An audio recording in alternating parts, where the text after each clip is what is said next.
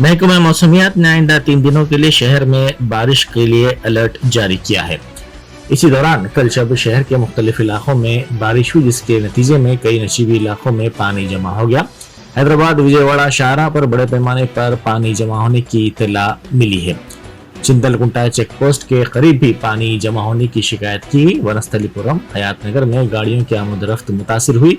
बारिश का सिलसिला सुबह तक जारी रहा। शहर के मसरूफ तरीन इलाकों जैसे खैरताबाद, पंजागुट्टा, बंजरा हिल्स, जुबली हिल्स, सिकंदराबाद, मेहदीपट्टनम, अमीरपेट, एलबी नगर, नारायणपुरा और हिमायत नगर के साथ साथ अत्तापुर, ऊपरपल्ली, राजेंद्र नगर और पुराने शहर में कई इलाकों में बारिश हुई।